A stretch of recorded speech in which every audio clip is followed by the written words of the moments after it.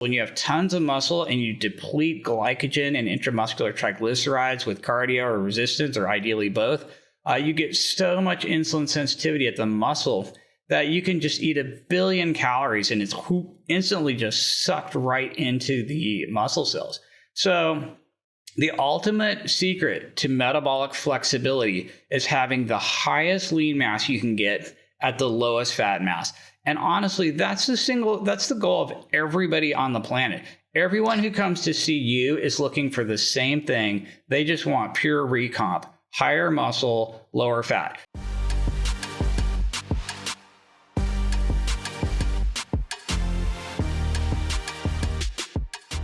Today's episode is with Dr. Ted Naiman. Ted is a board-certified family medicine physician and the author of the popular PE Diet book. His personal research and medical practice are focused on the practical implementation of diet and exercise for health optimization. In this episode, Ted and I chat about his evolution as a keto low-carb advocate and how his views have changed over the years, specifically in regards to strict keto versus metabolic flexibility, the carbohydrate insulin hypothesis, and others. We dive into many of the misconceptions surrounding protein intake, especially when it comes to longevity and whether or not there are adverse effects to a high protein diet.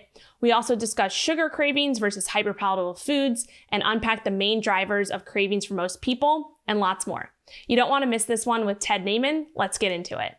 All right, welcome back to MetFlex and Chill. This is Rachel Gregory, your host, and I'm here with Ted Naiman. How are you, Ted? I am great. How are you? I'm great. I'm excited to record. I'm excited to kind of dive into your journey through the health space, nutrition, all that jazz, and talk about your book. Before we do you want to just give our listeners or viewers a little background on who you are and maybe, how you got into nutrition, fitness, health industry? Oh, yeah, sure. Well, okay. I'm a primary care doctor here in Seattle, and I've been doing primary care for about 20 years. And just very early in my career, I had a patient radically improve their health with a low-carb diet, and I had no idea that was even a thing. So I just got very interested in diet and its effects on health and what it could do for somebody's basically medical condition, since that's what I was focusing on. And so I started researching anything I could find on diet and exercise and health and just got super geeked out on it. And that's what I've been doing for the past 20 years, basically both personally and professionally, is researching diet and exercise and health and basically how it can be applied to the primary care world and most of the chronic degenerative diseases I'm seeing as a doctor. So yeah, that's kind of where I came from and how I got to where I'm at. Awesome. Love it. And then I know that you have a very popular book, The PE Diet, which I actually have right here. It's a big one. If anybody's watching this on YouTube, no, I love it. It's a very it's probably the biggest book that I have on my my bookshelf right now. So I'm sorry. Why are you saying sorry? Oh, I don't know. It's just like way too big. No, I love it. I mean, it took a lot of work to put this together. If anybody hasn't gone through the PE Diet before, it's just like a huge picture. Like you have so many different pictures and graphs, and I am a visual learner, so that just is like, it's awesome. So, but yeah, why don't we chat a little bit about that to start? Kind of give us an overview of like what the PE Diet is and how it came about in your practice. Gotcha. Okay. All right. So the PE diet, it stands for protein to energy ratio. And it's looking at how much protein is in your food versus how many grams of non-protein energy are in your food, which is carbs and fats. And I came up with the PE diet because I was looking at just eating in general from first principles. I have a mechanical engineering background and I'm sort of a geek and a nerd. And I really wanted to zoom out and look at what eating actually was. And so, prior to really researching what eating is, I had all these religious beliefs about diet. Like I was raised as Seventh-day Adventist, and I religiously thought that you wanted to be plant-based and vegetarian and avoid saturated fat and cholesterol and animal products. And then I discovered like low carb, and I was, religious. I was like a low carb religious zealot. Basically, I didn't really understand exactly what was going on, but I knew low carb was good somehow. And then I just fell through all the same low carb, paleo, keto, carnivore. I just fell through the entire little religious pathway that everybody else has been on, right? And eventually at some point I was like, wait a second, all these diets are helping people. And you see people have these amazing anecdotes on plant-based or low fat or low carb or paleo or vegan or whatever. And I'm thinking, okay, something has to be driving the success that you see in all these diet religions. But what is it really? Like, what are the principles involved here? And so I just really researched what eating is in general. And it turns out that basically animals were heterotrophs, which means we're only alive because we're constantly eating other living things. Plants, on the other hand, are autotrophs, which means they make all their own food. So if you look at the food pyramid, you've got plants down here at the bottom, and they're making all the food for themselves and for all the animals. And then you've got herbivores, and then you've got carnivores, but all animals are basically getting all their nutrition from plants originally. Plants make all the food. Animals either eat plants or an animal that's eaten those plants. And what the plants are doing are two very specific things. Plants are creating energy, and they're really just doing photosynthesis, which captures solar energy and stores it as chemical energy in the form of high-energy carbon bonds. And that's your hydrocarbons, which are fats, or carbohydrates, which are carbs. So plants are making all your dietary energy, but plants are also sucking minerals up out of the soil, most notably nitrogen, which makes protein, which our bodies predominantly use structurally. So your plant's kind of doing two things. It's making carbs and fats, which are just high energy carbon chains from solar energy, and it's making protein and other minerals that are incorporated with protein. That's more of a structural thing, or our bodies use it for structure and function.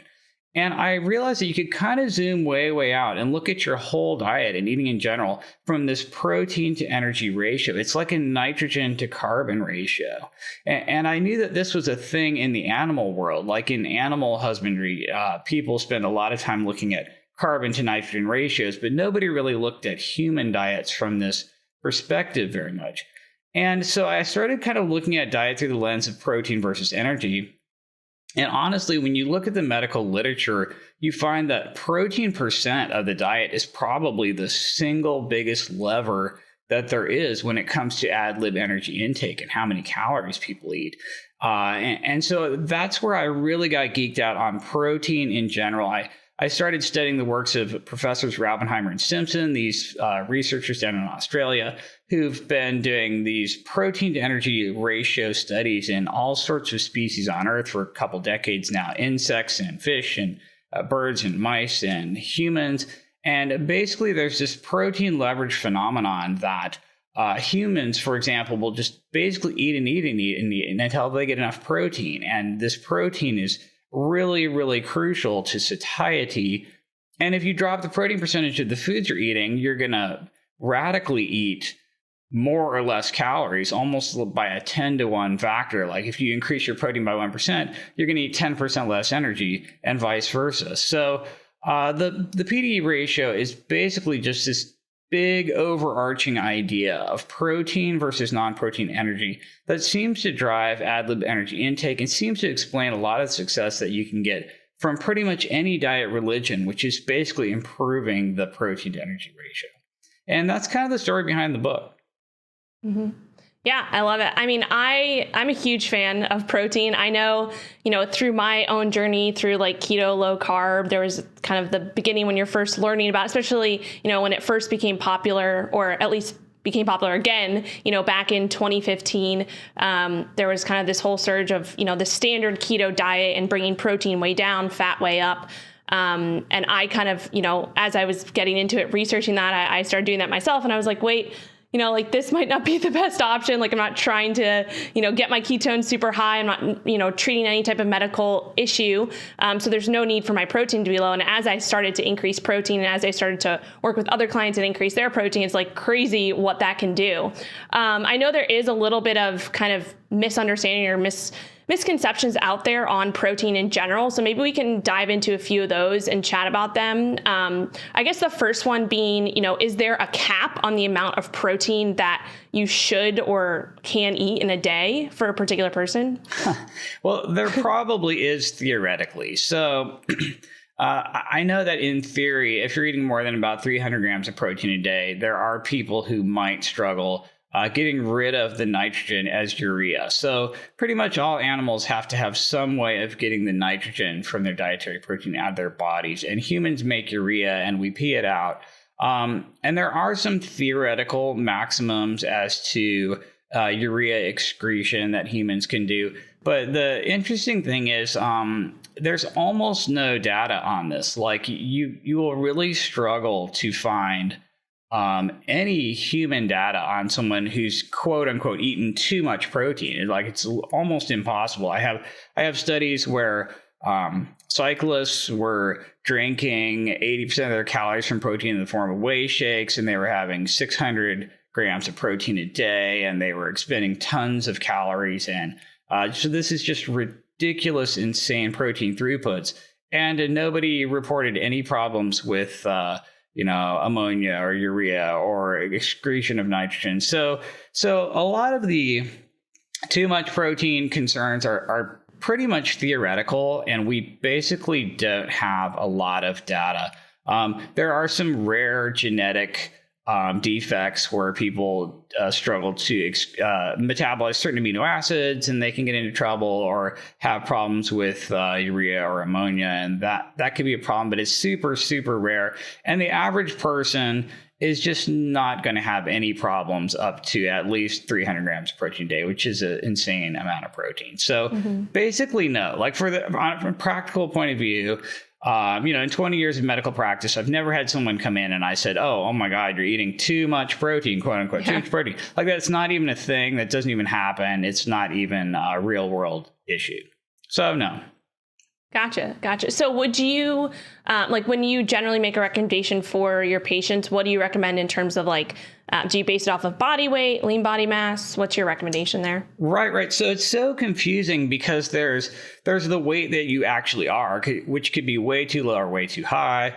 There's your lean mass, which nobody actually knows because nobody knows their body fat percent. There's the weight you want to be, which might be unrealistically high or low. So really, I've found that the best thing to use is ideal body weight for height, or reference body weight for height, or what the average person your height would weigh. So there's this sort of reference or ideal body weight for people based on height and gender. And I like using that as a really good rule of thumb. So I like 1 gram per pound of ideal body weight or reference body weight as calculated from height. And I think that's a really, really, really, really, really good starting point for most people. And that way it doesn't matter if you're over fat or under fat, if you're have more muscle or less muscle. It's just a really good middle of the road approach. So my number one recommendation to everybody just starting out is 1 gram per pound of ideal body weight based on your height. And that's what I recommend. Okay, cool. And then kind of chatting about one question I get a lot too is because I recommend a higher protein approach for my clients as well. And 1 gram per pound is average, but sometimes I'll go up to, depending on their, how small they are, if they're kind of more petite and, if the goal is fat loss or whatever it may be, going up to that 1.2, even sometimes up to the 1.5 grams per pound, depending on, their personal preference and things like that. I know for me, if I'm in a fat loss phase, I prefer higher protein because it keeps me satiated and all of that. But in terms of the longevity side of things, I always kind of get the question of, what is this, whole protein restriction and longevity? Does it matter? Is there any kind of actual science behind that? Right. So there's a difference between just absolute protein and then protein percentage. So I find that people who are trying to get leaner and crank up their protein percentage might be eating only a tiny bit more absolute protein, but what they're really doing is eating way less carbs and fats. Because they ate the protein first, they're less hungry, they're eating less carbs and fats, they're usually getting thinner. And we have so much data on body fat mass and morbidity and mortality. You can just look at your fat mass and draw a graph of all-cause mortality. And it's pretty much a straight line up and to the right. So literally, the more fat mass you have, the more risk you have of chronic disease or dying in general. And eating a higher protein percentage diet tends to make people thinner, in a lot of cases, a lot thinner. So let's say that eating more protein theoretically was bad for longevity. Well, at the exact same time that you're eating higher protein percentage and just a small amount more of absolute protein, your fat mass is going down dramatically, and that has to at least counterbalance that. And so I think the trade-offs of leanness are more than worth the possible, theoretical, totally unproven, no human data concept that protein's bad somehow. So, like, if you look at someone who's getting leaner on a high protein percentage diet, every number you can measure is getting better. Body fat's going down, fasting insulin's going down, triglycerides are going down, lipid ratios are going down, fasting glucose and A1C is going down. Like, anything you can measure metabolically is getting better.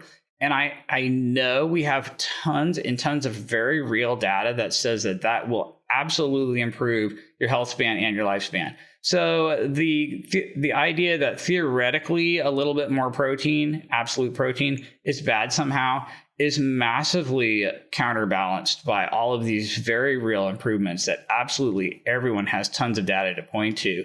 So I think it's pretty much crap. Like, there's no way I'm going to try to restrict protein on some sort of theoretical basis and miss out on all these very real opportunities to lower my fat mass. So yeah, I have a huge problem with that. I mean, we just don't have human data to support that at all. What we do have is just mountains of data of under-eating protein being bad for you in terms of, as you get older, sarcopenia, osteopenia, frailty. I mean, you know, you have all these people over the age of 65 just dying because they fell from standing height and had a frailty fracture and ended up in a nursing home, and they don't have enough lean mass to have reserve. And like, there's all these things that are bad from low protein. So anything about protein being bad is pretty much theoretical, and I think it's basically crap. I mean, I'm just not buying it. The other thing is, even in the animal model data, you can't tease out low protein from just low calories. So if I'm eating more protein, but I'm eating a lot less calories from carbs and fats, they haven't really teased that out from just the protein by itself in most of this longevity stuff. So it's basically fatally flawed, and we don't have human data. And it doesn't even pass the sniff test to me, to be honest. Yeah, no, that makes complete sense. And I'm definitely in agreement with that. So there really isn't any negatives to protein, right? Like, I can't think of any. Are there any that you mentioned before, there really isn't, in terms of, you know, increasing protein to a certain degree? Maybe some GI distress or bloating if you have like a huge amount of protein, like one sitting. But besides that, is there anything else that you would say is a negative? Well, yeah, there are a couple negatives. Like, as you crank your protein percentage higher and higher, you just have this energy hunger that you pretty much can't overcome with more protein. And that's why you never see anybody eating more than about 50% of calories from protein long term, because you're just starving out of your mind. Even with unlimited protein, you know, you'll see your elite bodybuilders maybe hanging out at 40% most of the time, maybe doing 50% during show prep, maybe 60% in the final week or so. But nobody's going higher than that for any length of time ever at all, because you're just so freaking hungry. Like, you just cannot convert enough of that protein into energy to stay ahead. And so, yeah, everyone just automatically gets super limited on protein percent of calories north of about 50%, because you just can't do it. You're just starving. This is rabbit starvation. You just get so lean and so hungry, no amount of protein will overcome it. You just have to have some carbs and fats. And so I would say it just very naturally and organically limits itself. And that's why nobody can really overeat protein, because you'll just be super hungry and automatically end up eating a whole jar of peanut butter. At least that's what I do. Yeah, for sure. No, that makes sense. So actually kind of diving into the other macronutrients, carbs and fats, I definitely want to get your take on the insulin carbohydrate hypothesis. So do you want to dive into a little bit of that, maybe kind of how your view of that has evolved over the years and what you've learned? Sure. Okay. And like, I just want to start this out by saying that I've been wrong about every freaking thing. Like, I've been so dumb and so wrong and learned everything the hard way. I have no problem admitting that, right? Like, I was just like moronically vegetarian for decades, like just wrong, completely ignorant, had no idea what I was doing. I was also just religiously low carb, and I didn't even understand it. I didn't even know how it worked. It had this mystical aura to me. I would be that low carb zealot online, like saying, no, low carb's the only way you could ever lose weight.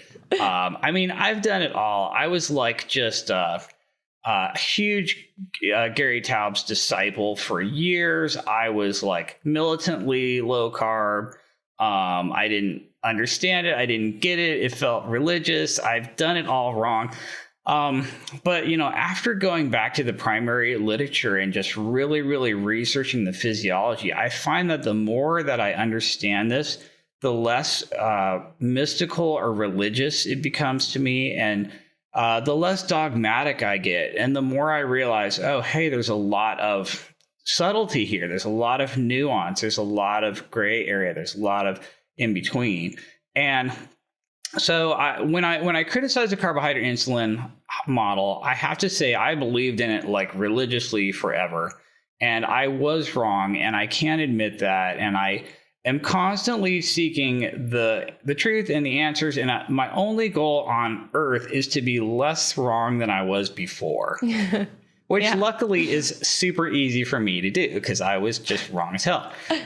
So the classic carbohydrate insulin model basically goes like this. You eat carbohydrate or any food that raises your insulin, right? The insulin goes up, that shuts off fat release from your fat cells. It basically traps the fat in your fat cells. You have an internal starvation where you don't have enough energy available, and then you get hungrier downstream and you end up eating more. So I have a couple problems with the carbohydrate insulin model. First of all, the whole thing is built on the concept that at some point in this fattening process, you have low fuel availability in your bloodstream, and so you're internally starving.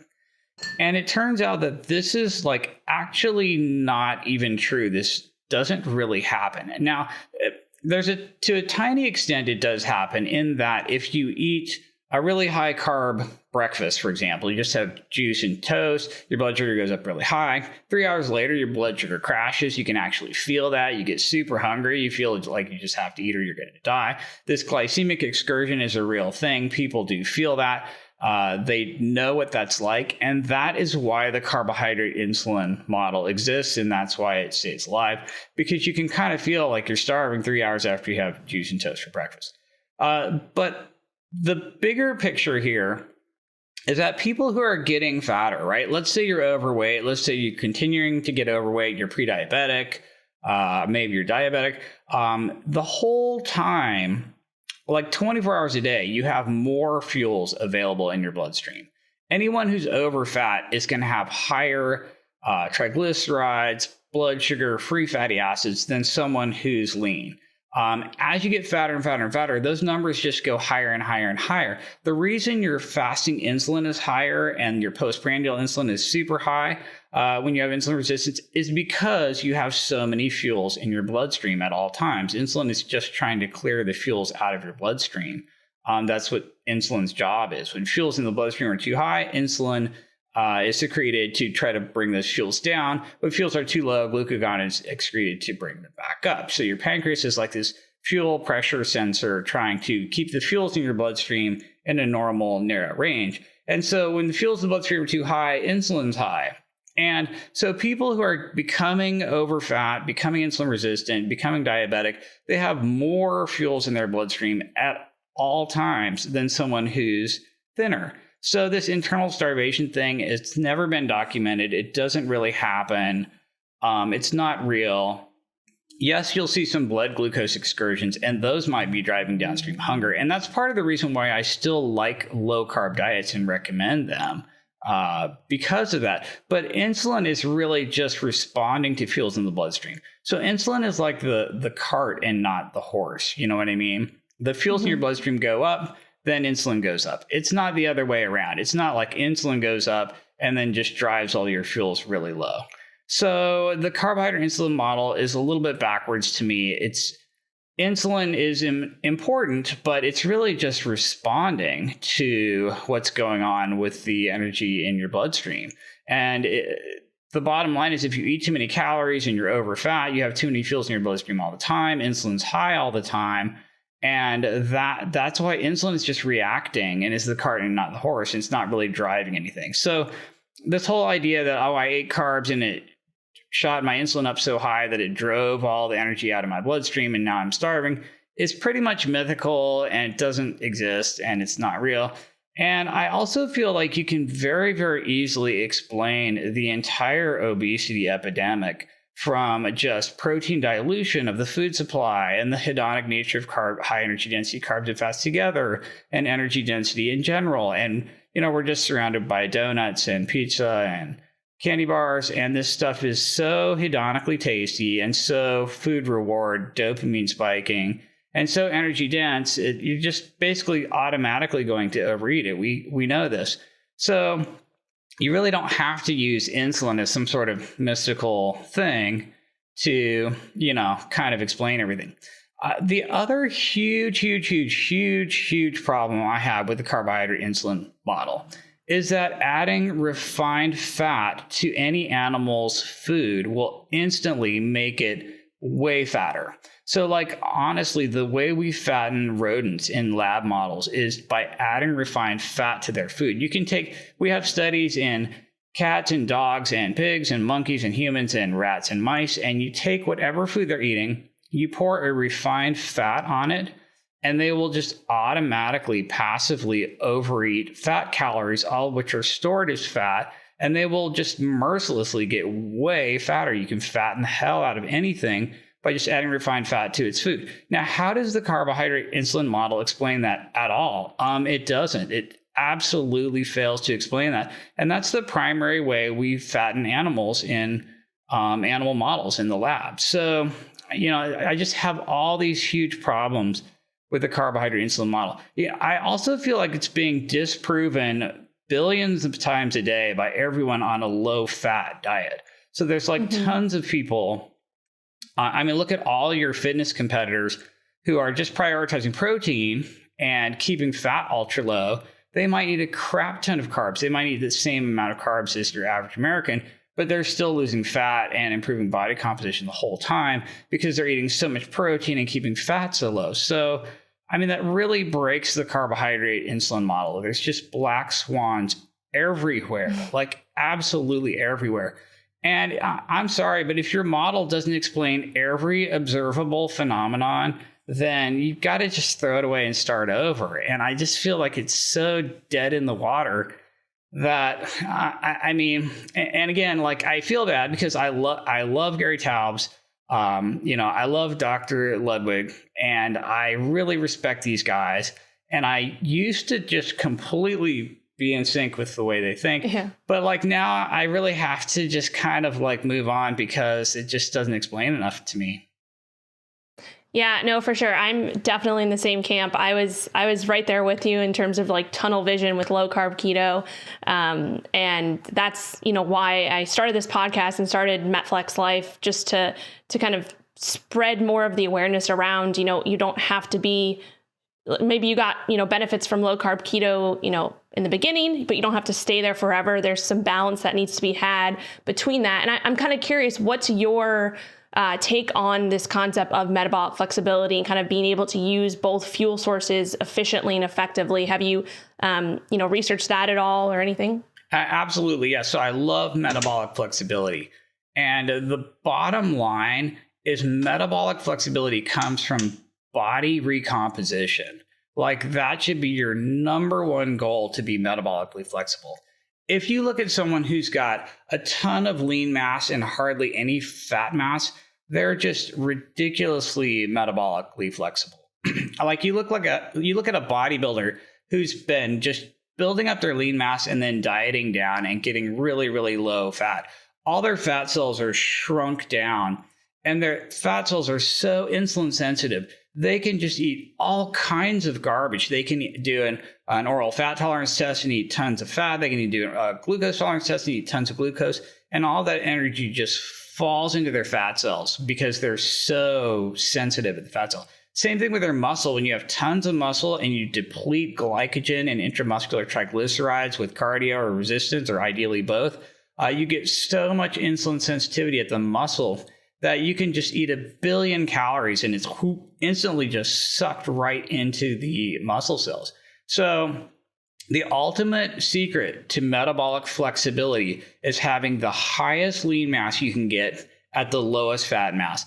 And honestly, that's the goal of everybody on the planet. Everyone who comes to see you is looking for the same thing. They just want pure recomp, higher muscle, lower fat. Everyone who comes to see me wants the exact same thing. They might not know it, but you get your muscle high enough and your fat low enough, you will absolutely and for sure cure your type 2 diabetes, cure your metabolic syndrome. You'll have low insulin, low triglycerides, low all of this stuff. I mean, if you look at, like triglycerides, I love looking at fasting triglycerides because this is fat energy in your bloodstream that has no place to go if you're over fat. So if you look at someone who has, increased waist circumference, for example, they have visceral fat, they're internally over fat, they filled up their subcutaneous fat cells, now they have a lot of visceral fat or ectopic fat. Their triglycerides are high all the time because when they eat fat, it has no place to go and it just circulates in their bloodstream forever. But you take someone with a really, really small waist circumference who has no visceral fat and plenty of room for fat storage, their triglycerides might be, 20 fasting, and at postprandially, they might go up to 50 or something like that. We just see crazy, crazy low triglycerides, super low insulin. And that's where you get all your metabolic flexibility. And that's what you want. It's really just recomp. Metabolic flexibility is pure recomp. Highest lean mass, lowest fat mass. You achieve that with diet by prioritizing protein as high as possible and energy as low as possible. So just blowing out your PE ratio. And then you achieve it with exercise by doing optimal resistance exercise to get the highest lean mass for the stimulus. And then a ton of cardio too to just deplete intramuscular glucose and triglycerides, glycogen and triglycerides. Mm-hmm. So I love the concept of metabolic flexibility. It's incredibly important. It's the goal of every single person on the planet, whether they know it or not. And it's really just pure body recomp. It's identically the same as looking good naked or aesthetics. All of this comes into alignment. And so everyone's really just looking for this one thing. And that's what it's all about. Yeah, for sure. Couldn't have said it better myself. So I do have a quick question in terms of practicality. So if you had a patient coming to you who maybe was based off of where they're at, right? If they're severely obese versus just maybe a little bit overweight versus they're pretty normal weight, but they still want to lose a bit more. How would you rank that in terms of your recommendations for following? Obviously high protein would be universal, but high carb versus low carb, because I know you said you're still an advocate of low carb. How do you make those recommendations based off of those kind of patients that you see maybe, in those scenarios? Well, so it's actually pretty easy because I'm recommending pretty much the exact same thing for anyone, whether you're severely morbidly obese, like out of control diabetes, or just already thin and just trying to get ultra ripped and jacked. It's honestly the exact same for everyone. It's this sort of gradual recomp by targeting protein and then dialing carbs and fats down so you're just slightly hypocaloric by maybe 300 to 500 calories. And you want it to be sustainable and nothing super crazy, so you can actually do it for a longer period of time. And that's kind of what I'm doing with absolutely everyone. You want protein super high at a gram per pound of ideal body weight, or maybe like you were saying, 1.2, 1.3 grams per pound, or even up to maybe 1.5 grams per pound if you're just super extreme in your goals, like really, really trying to get ripped. And then you basically want to eat enough carbs to satisfy this sort of carb hunger that all humans have, which basically ends up being about 100 grams per day for most people, or more if you're doing a ton of high intensity cardio. So I'm typically recommending about 100 grams of carbs per day, and then 50 grams of carbs per hour of high intensity exercise if you're doing that. And then fat, you want to definitely keep fat lower. That's the whole point of the PE diet, is to moderate fat, but you definitely don't want it to be zero. You want fat to be maybe, 0.4 grams per pound of ideal body weight or something like that. And when you target these macros, you're basically just getting a slight caloric deficit that's, 300 to 500 calories lower than what you're eating before. And it's just low enough to make progress, but not be like insane protein sparing modified fast or anything. So you can sustain it for, weeks or months or years or forever. And honestly, it's this exact same template for everyone. If you come see me and you're 800 pounds and your A1C is 14, your triglycerides are 10,000, I'm going to recommend the exact same thing as if you're basically already pretty lean and just trying to get leaner. It's still the same kind of mindset. It's still the same protein to energy. It's still a slight caloric reduction. So for sustainable fat loss, you're still eating some fat. You're still eating some carbs. You're still prioritizing the hell out of protein. And so there's really not, it gets pretty easy when you realize that everybody on earth has the same goal, and everybody on earth is going to use the same kind of tools to get there when it comes to the macros. And yes, of course, everyone's different, and there's a lot of individualization in terms of food preferences and de-prescribing medication and all that stuff. And that's kind of where I come in. But the basic building blocks of this are pretty much the same for anybody. Mm-hmm.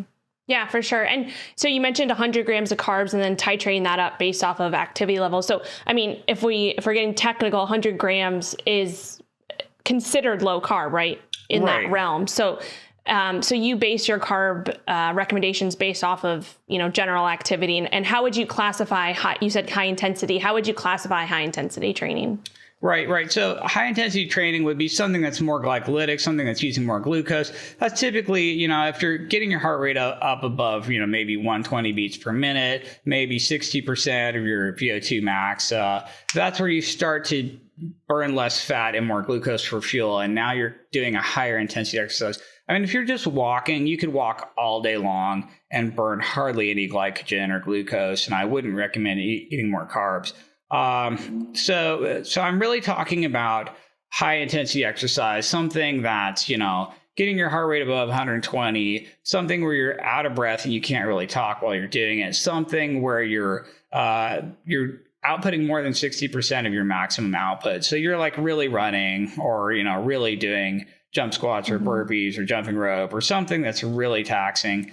And if you're doing a ton of that, like a high volume of that, yeah, you probably want to eat extra carbohydrate. I do recommend that. And I used to, believe me, like at first, when I first started all this, I was like, oh, carbs are bad. Well, then zero carbs is the best. Like you just don't want to eat any ever. And I was like, unbelievable. I actually ate zero carbs for a long time. I was carnivore. I see how people went from like, oh, low carbs kind of good to I'm going to eat no carbs. Now I'm not even eating 20 grams of carbs from my salad. I'm going to shave it all the way to zero. And now I'm not even going to eat plants. And unfortunately, carb restriction is on a U-shaped curve for sure, where you've got most Americans eating, 300 grams of carbs a day, way too much, total nightmare. Everybody's overfat. 91% of humans are overfat. Complete fail, right? But then on the other side of the spectrum, you have people who are shaving their carbs so low that they're just starving out of their minds with this carbohydrate hunger. So humans have an appetite, very specific appetite for carbohydrate. And if you're like, okay, I was eating 20 grams of carbs a day from a salad and a tomato and a cucumber, but now I'm going to shave that down to zero. I'm not going to eat my salad and my tomato and my cucumber. You're literally just shooting yourself directly in the foot with a shotgun. Like you get so much hungrier as you go lower and lower and lower. You end up eating like, bulletproof coffee. You're eating like cubes of raw pork fat because you're a zero carb carnivore. Yeah. And like the amount of calories you have to eat to not just be starving out of your mind is so much higher than if you just had like an apple with like 23 grams of net carbs. Who cares? The satiety per calorie at that moment is so much higher from the carbohydrate than it would be from any other macro. So in other words, like I'll window my carbohydrates and just eat them in the evening maybe. So all day long I've been in low carb state. There comes this point at the end of the day where the satiety I'm going to get from an apple with 100 calories and 20 grams of net carbs is so much higher. The satiety per calorie is so much higher than if I just ate more macadamia nuts or another pat of butter or another can of tuna or something like it. You just can't even compare them. And that's why carbohydrate is on this U-shaped curve. The other problem, when you shave your carbs all the way to zero, you have to chew up way more protein for gluconeogenesis. So a little bit of carbohydrate is very protein sparing. It actually allows you to keep more of this protein for muscle synthesis and for the other things that you need protein for. And when you shave carbs absolutely to zero, half your protein gets chewed up for just to make glucose out of, which puts extra stress on your body. And your sympathetic nervous system is a little bit higher. And, you might see things like higher heart rate and higher cortisol and higher internal stress levels and things like that. And I know that humans don't have to eat any carbs ever at all, but I'm just not convinced it's absolutely optimal. I've also found in the real world that adherence to a zero carb diet is horribly low, like extraordinarily low, and probably for a very good reason.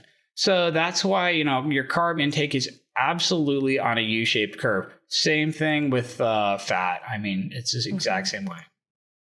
Yeah, no, for sure. Preaching to the choir here. Yeah, I mean, it sounds like everything you mentioned too with the two extremes is like very, very, very low carb versus very high carb. It's like in those two scenarios, you're actually becoming more metabolically inflexible, right? And the middle part that's where the flexibility is. And that's where kind of the balance and the sweet spot for most people, right? So yeah, I totally agree with that. I did want to ask you about, because we talked about, you mentioned this before about hedonic eating and kind of the sugar and fat combined. I get a lot of clients and people saying they love low carb, they love keto, they're afraid to go away from it because they don't want to deal with the sugar cravings. And so I think this is a huge kind of misunderstanding. When people say sugar cravings, they're thinking, donuts and cookies and ice cream, but they're not realizing like that's not sugar, that's sugar and fat, and that's very hyper palatable. So can you just kind of maybe debunk the sugar cravings a little bit and kind of chat about how it's the combination of both of those things and maybe the hyper palatability of those types of foods, even if they are, and we can dive into this a little bit later, but even if they are like the low carb packaged foods that have, higher sugar alcohols and things like that, they might not necessarily have sugar in them. So yeah, maybe we can just unpack like the misunderstanding behind sugar cravings, quote unquote. Got it. Yeah. So like the most hedonic foods are definitely carb and fat together and in fairly equal quantities. Like if you look at the optimal fattening macros for your lab rats and your lab mice, it's about 45 to 50% fat, 40 to 45% carb, and 10% protein. It's actually a little bit higher in fat than in carb. And it's basically your Reese's peanut butter cup and your pizza. And all these foods are slightly higher in fat percentage than they are in carb percentage, but they're basically identically high carb and high fat. And the secret is you have to have a very high energy density as well. It's got to be, 4 calories per gram or higher. So all of your problematic addictive foods are this high energy density carb and fat together. And that's human junk food. That's your potato chips. That's your French fries. That's your candy bars. That's your cookies. That's your muffins. That's your bagel with cream cheese. That's your sour cream on your baked potato. And it's like this, protein's low, upper single digits, 10% protein, 40 to 50 on the carbs and fat percentage. That's where you're really coming into all these problems because it spikes dopamine so high in your brain. It's so rewarding. It's so tasty. you're just going to eat those foods if they're in your environment. And you can take any omnivore mammal and feed it high energy density carb and fat together, and it's going to automatically overeat by 30 to 40% of calories and just automatically get fatter. And that's just the way animals are wired. I mean, omnivore mammals are just wired that way. I will say that just the high energy density part by itself can also somewhat trigger overeating, even in pure fat or pure carbs. So like a macadamia nut is, like 95% fat, but I will overeat those because the energy density is so high, and it's very, very, very rewarding. There are also foods, I will admit, there are foods that are pure sugar with no fat at all that are very rewarding and very easy to overeat. Skittles, for example. I mean, this is basically no fat at all. You've got a bunch of candies that are like Twizzlers or Red Vines. These actually have no fat at all. It's just pure carbohydrate, licorice, things like that. It's basically wheat flour and cornstarch and sugar, but the energy density is so high that you will overeat them. So I will be honest and say that you can get some of this overeating just from the energy density of a pure carb like Twizzlers on one end, or a pure fat like macadamia nuts on the other. But you really get the most when you have like a Dorito or something that's both of them together. Mm-hmm. So the secret is to kind of keep your carbs and fats separated, but mostly to just avoid these high energy density foods altogether, because that's your problem foods. Yeah, for sure. And what's your take on more of the lower carb treats and packaged foods that are coming out that are all, made with sugar alcohols, sweeteners, things like that. So they don't technically have any sugar, but they do have a good amount of fat, but they are very hyper palatable. Do you see any issues there? Yeah, I have some problems there. So I love artificial sweeteners in a low calorie or no calorie product. So like diet soda, hell yeah, I'll drink my body weight in diet soda. Same. Your sugar-free Jell-O, I will eat like 100 pounds of that stuff. So anything that's low or no calories, love artificial sweeteners. I absolutely love it. Or even anything that's just mostly protein, like your artificially sweetened whey powder. I'm all over that. I think it's fine. Where you get into trouble is where you have a high energy density fat and then you add an artificial sweetener to it. So I'm just going to automatically eat way too many keto brownies or, something like that. And that's where looking at protein to energy ratio is super helpful, because you're just not going to get into trouble with artificial sweeteners as long as it's a food with a good PE ratio. I mean, you just have way less to worry about. I find the PE ratio is a great way to look at like a keto treat and say, oh, hey, this is actually crap. I'm not going to eat it, even though it's like zero carb or keto or, paleo or whatever. So the PE lens is a good way to look at all of these like treats and snacks and things like that. Mm-hmm. Yeah, for sure. And how do you respond to people who say that artificial sweeteners are toxic? Well, we do have like mountains of data on this stuff.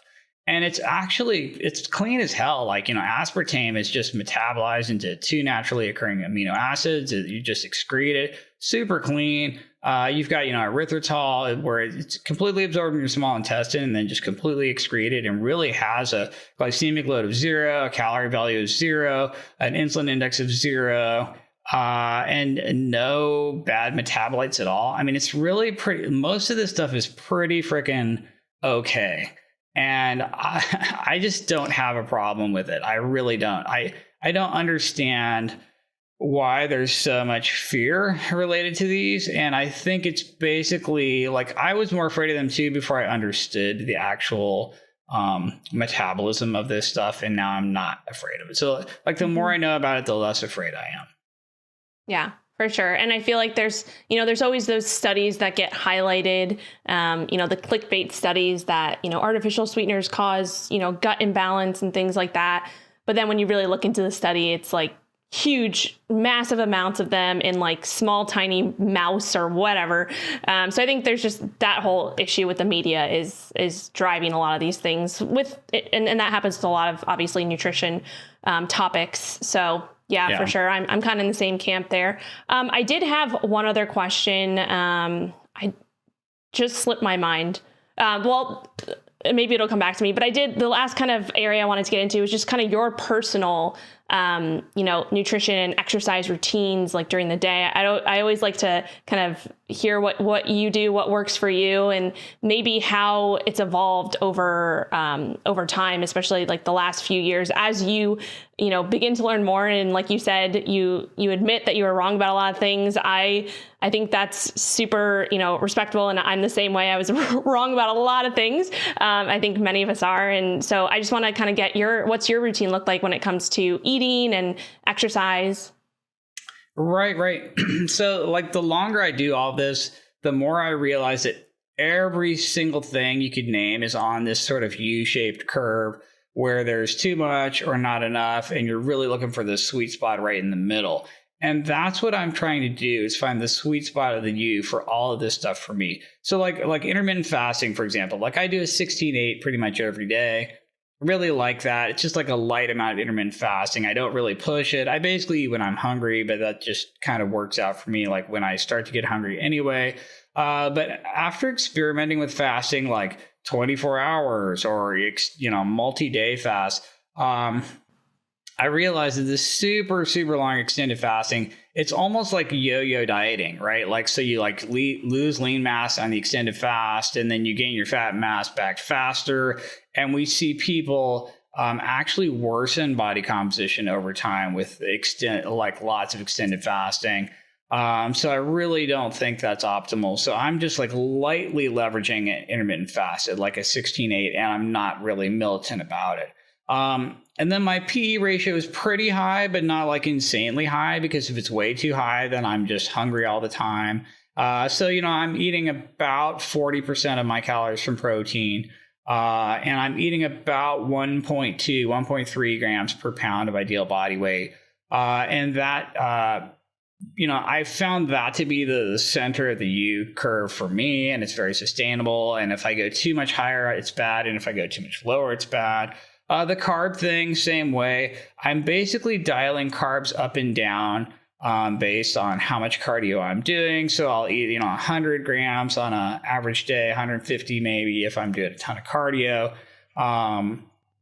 And I try to just keep that sort of intuitive based on how much cardio I'm doing. The fat, I'm basically trying to start out with low fat. So like what I do is every protein I eat is basically low fat. I mean, I'm eating the leanest ground beef I can buy, right? I buy the 93.7 or even leaner. I'm eating, basically lean meat, low fat dairy, stuff like that, because it's so easy to add carbs and fats to it. Like I'll cook it in some butter, I'll add a sauce, I'll put some cheese on it, I'll have a little side dish. Every single thing I do to these proteins adds carbs and fats. And by the time I'm done, it's actually fairly protein diluted.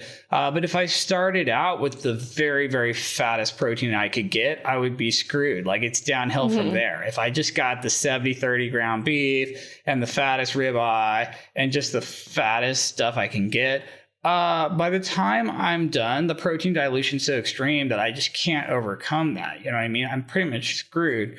So for me, it's like a light intermittent fast 16-8.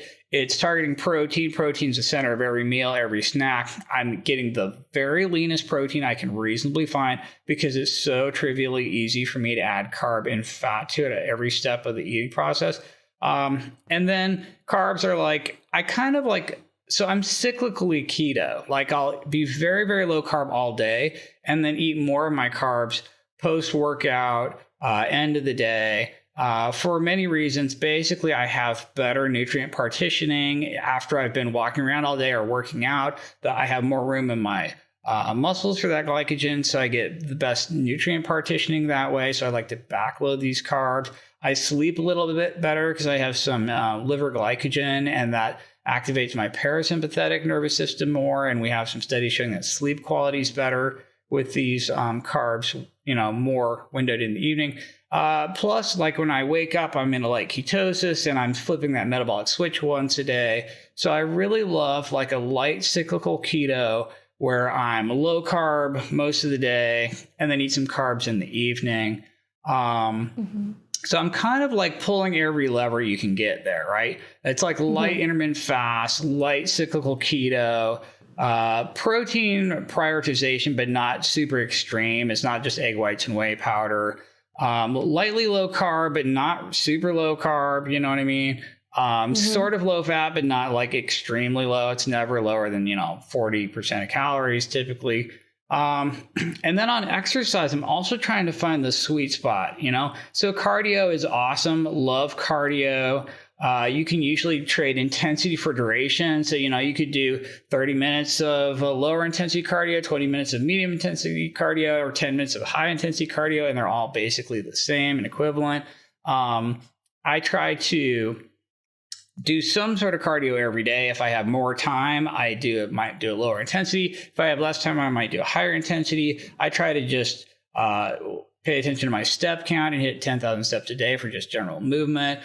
Resistance exercise, I basically have dialed the intensity up really high and the frequency up really high, but the volume's pretty low. So like I'll do a set of push-pull legs every day, but maybe just one set. So my weekly volume is the same as someone who just works out twice, but, spends a couple hours in the gym.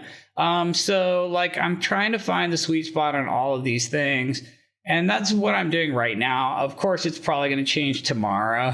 But yeah, that's pretty much where I've landed at the moment. Awesome. Cool. So just to kind of wrap up here, I do always like to ask this question. Well, not always, but it's one of the questions I like to end with. And we touched on this a little bit, but is there anything that you've personally changed your mind about in the past year and why? Putting you on the spot. In the past year, I do think that there was a point in time where I was more in favor of protein sparing modified fasts, where you just really, just eat tuna and salad and egg whites and whey powder.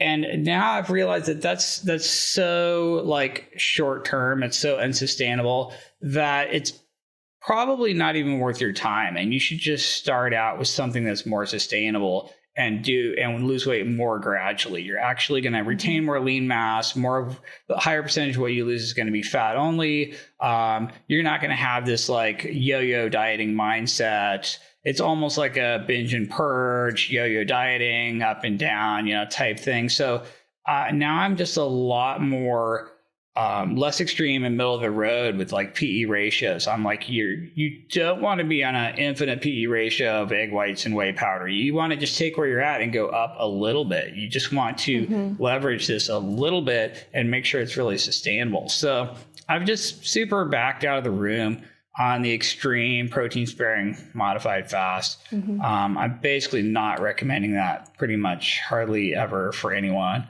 And that's just something I would say I changed my mind about.